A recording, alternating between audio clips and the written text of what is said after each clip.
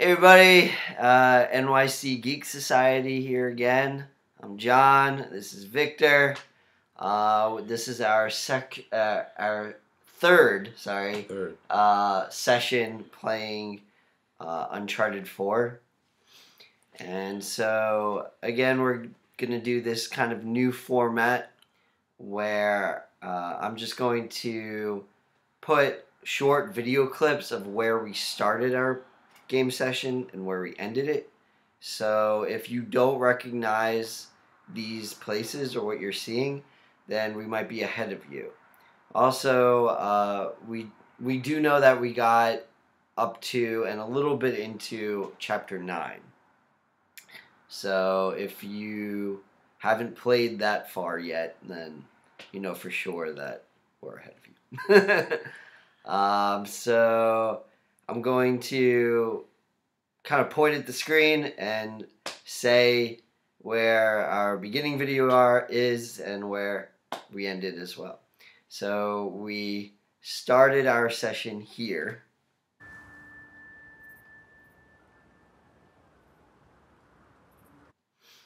And we ended our session here.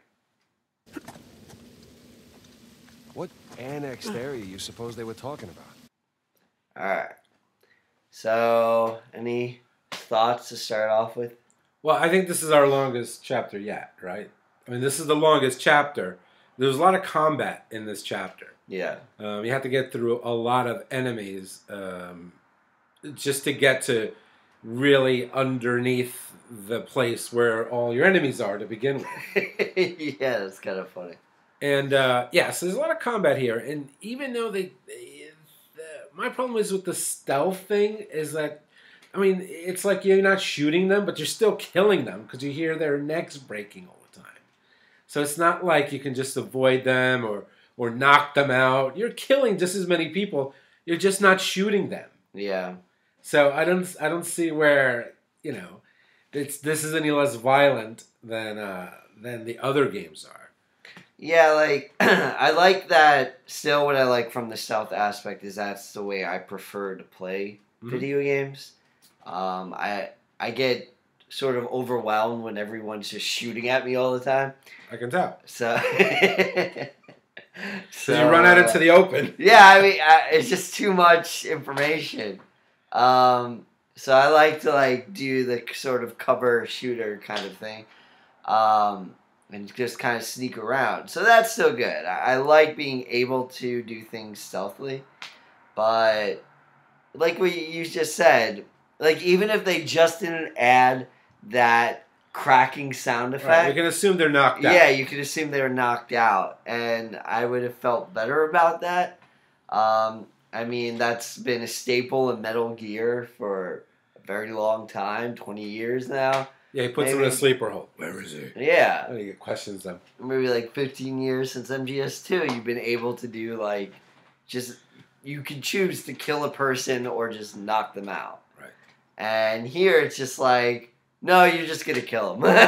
Pretty much. I mean, occasionally, somebody gets do slugged, combat, yeah. Then you figure that they're not dead, but those are far and few between. Either you're shooting them to death or you're breaking their necks. I know, it's awful. Dumping them off a cliff. There's it's really, yeah. It's like you're still racking up the body count. Yeah. And some other gameplay aspects we were discussing while playing is, again, sort of the strange thing about the tagging feature. Yeah. Where, first of all, there's been situations where I could see an enemy on the screen, because it's a third-person game. Yeah, see through a wall. And then, no, before I tag them.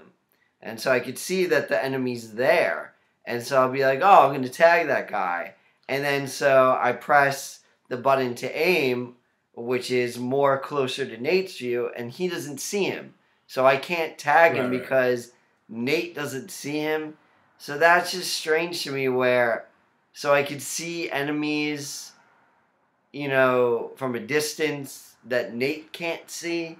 Right. It just kind of takes me out of the experience because although it's a third-person game, I feel like that it's sort of supposed to simulate at least what Nate can see or sense or something.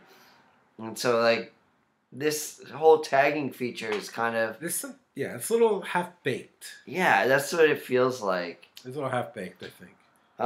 Also, something that we were talking about was that, it's kind of neat that they do open up how you can play the game and where you can go a little bit more in this game so far.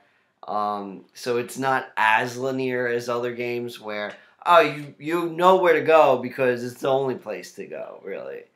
You jumped across a chasm, even though you just could have walked around. Right. But they don't have a map. Yes.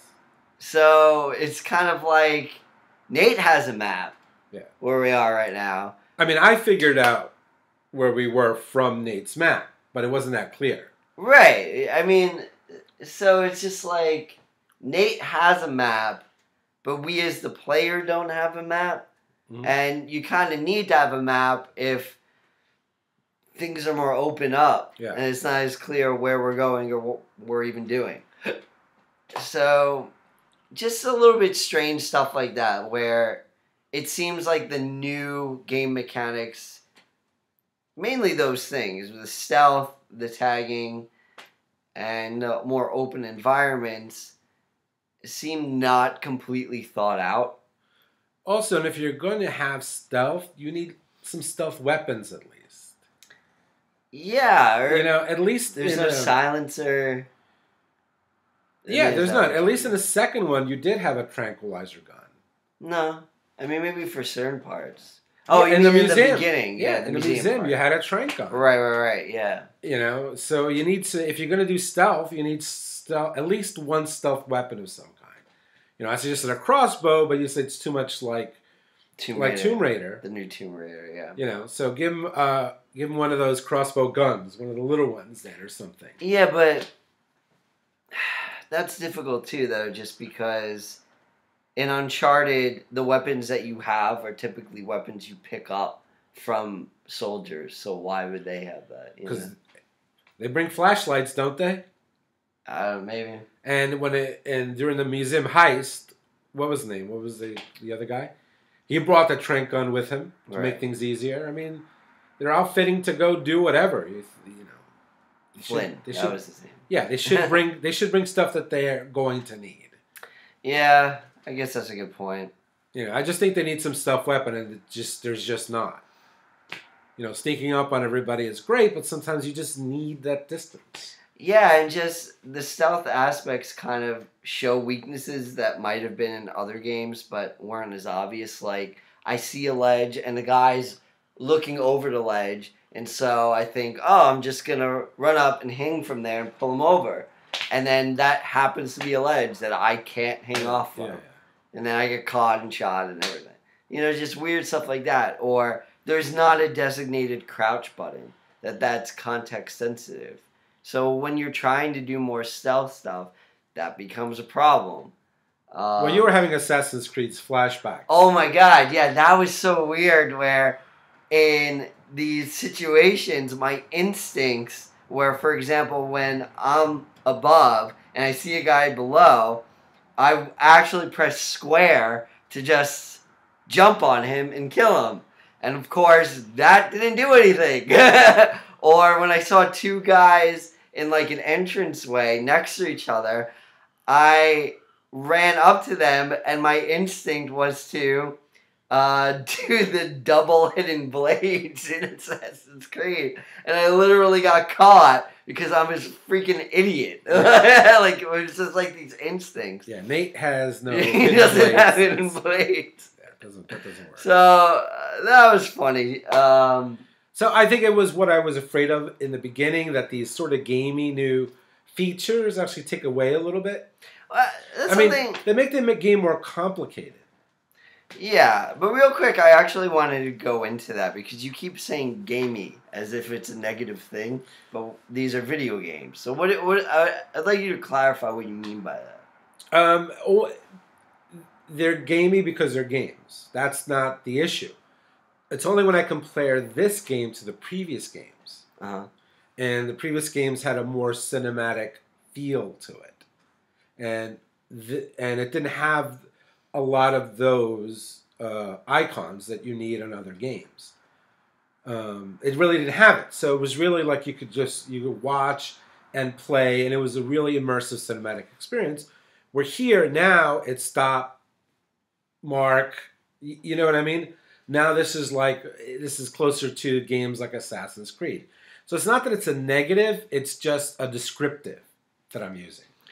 So that's interesting. So it's kind of like, I think I get what you're saying, where for the first 3 games, when I was playing it and you watching it as a viewer, right, we had closer to the same experience. Right. Whereas here, if I'm tagging something, that's an experience I'm having that you're not. Right, and that's why you got frustrated on some backseat driving. Yeah.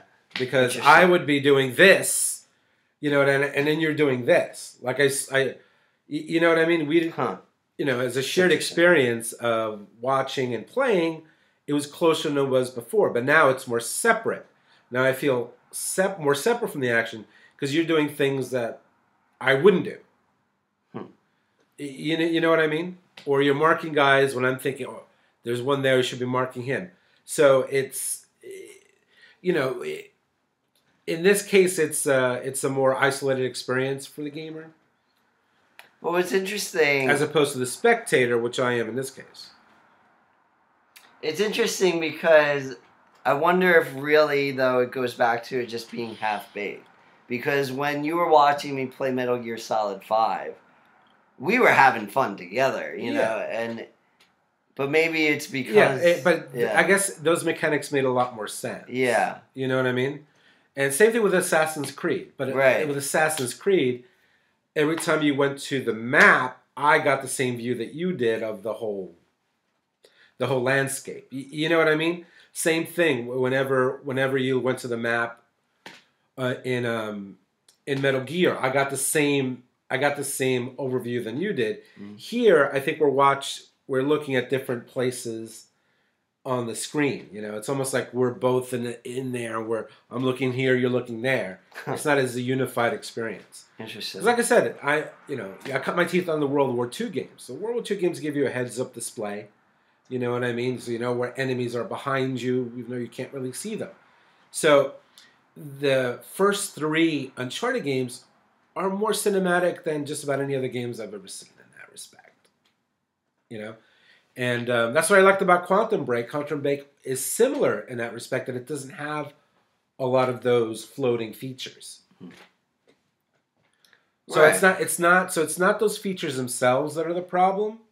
It's that it being introduced into this franchise at this late stage doesn't have the same feel as the previous games, which were, like I said, very cinematic.